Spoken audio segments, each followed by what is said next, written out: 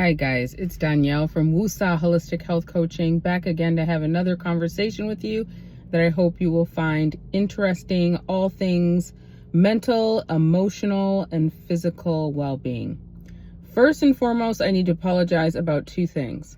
First, I did record yesterday, I did make my video, I did show up for you, and I cannot explain to you what happened, but I lost the footage and I just didn't have it in me to start all over again.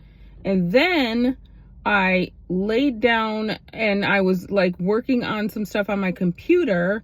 I dozed off and somehow got bit by something in my mouth.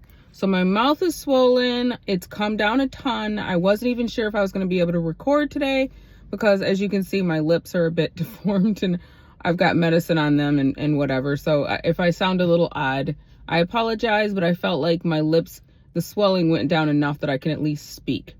So one thing that I would like to do is talk about what was so important that I wanted to get out to you yesterday, which the subject was actually inspired by a conversation that I had with a life coach who just signed to start working with me, and I'm super excited to do that.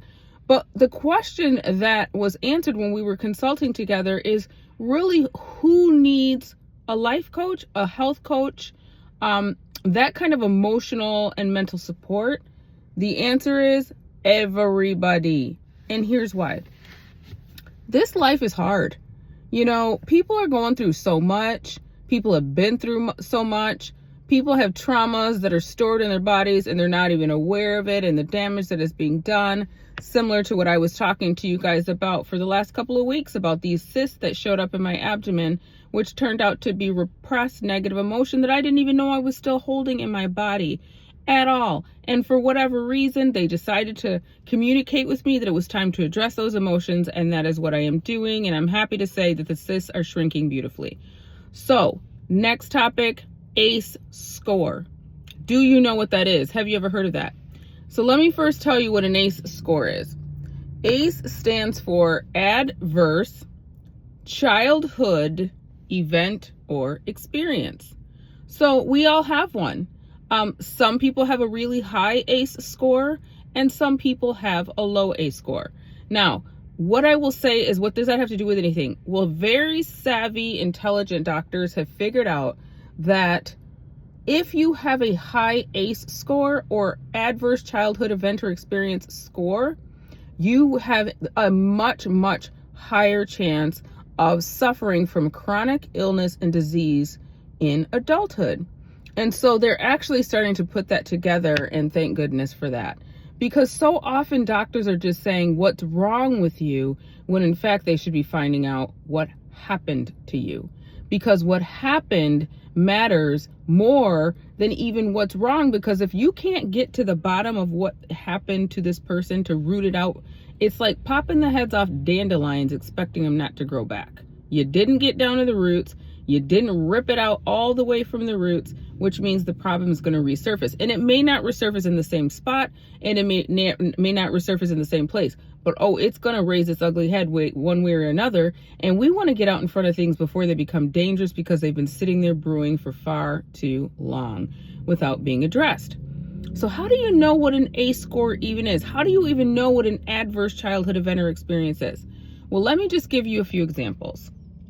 So an ACE would be maybe that somebody in the household, when you were a child, was maybe abusive. Let's say one parent abused the other. That is an adverse childhood event. Kids are not, there's no way they can live in an environment like that and not be totally affected. Okay, that's one. Let's say somebody in the family gets arrested or even goes to jail or prison. Huge ACE score.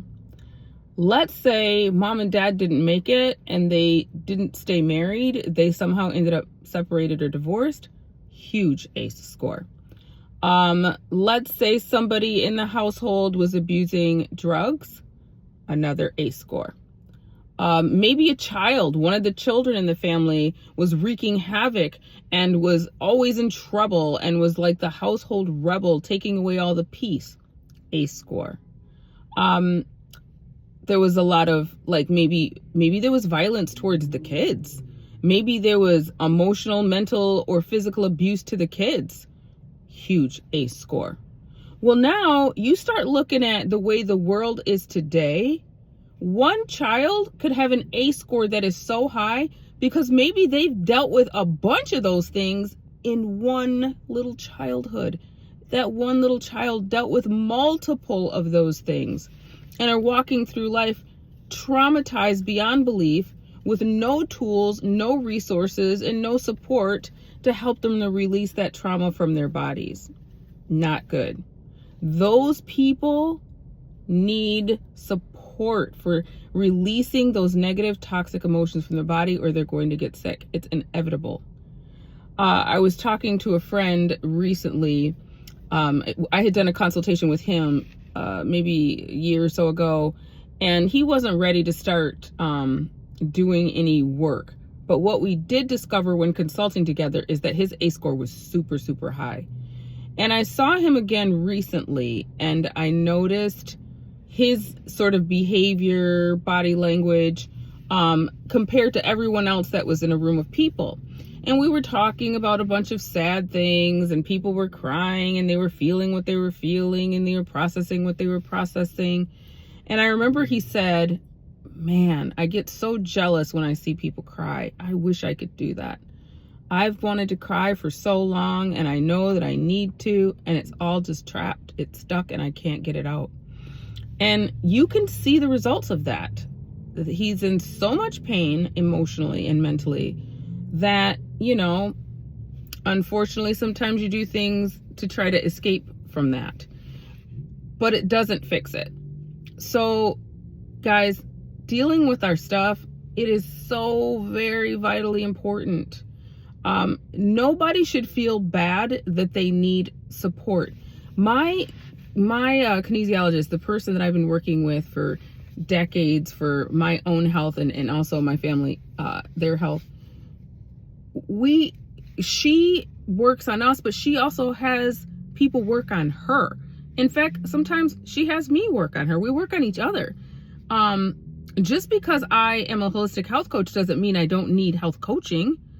Do I work on myself? Yes, but sometimes I need support. I need to go deeper.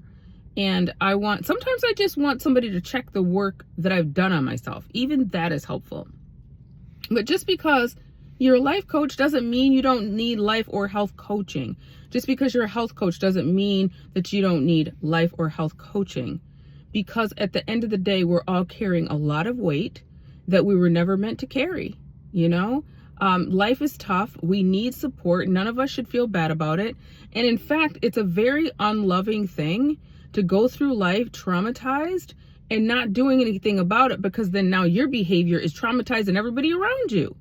You are so damaged as people sometimes, we can be, that we hurt the people around us because we refuse to be humble enough to acknowledge that we ourselves are imperfect and that we ourselves need support and that we ourselves need to address the things that have happened to us. Our adverse childhood events and experiences deserve to be addressed. And whatever that looks like is what it looks like. The good, the bad, the ugly, but we can make it better.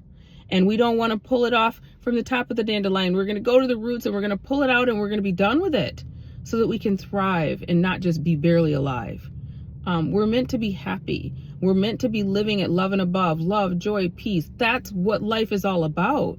And when we're stuck in guilt and shame and fear and apathy and all anger because we won't deal with our stuff, that's not only not fair to us, but it's not fair to the people that we share our lives with or who touches our lives.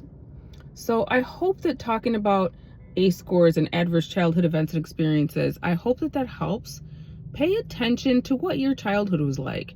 Not only just your childhood, maybe your early adulthood. A lot of people got married when they're only around 20 years old. That's basically a baby still. But maybe something really awful happened in that time and we've never addressed it or got help for it. Those things need to be taken care of for us to truly be healthy, spiritually, mentally, emotionally, and physically. We don't want the brewing of the negative emotion to have time to take root in us and take hold of us. And then the physical manifestations that can become very dangerous, chronic illness and diseases. Now we really have a problem because we didn't deal with problems before they became a real problem. So that is what I wanted to talk about today. Sorry again for my, the medicine on my face, the swelling. If I sounded a little funny, I'm trying not to bite my lips because they're so swollen. But I showed up, and I hope that you are going to show up and continue to show up, and I'm going to do my best to do the same.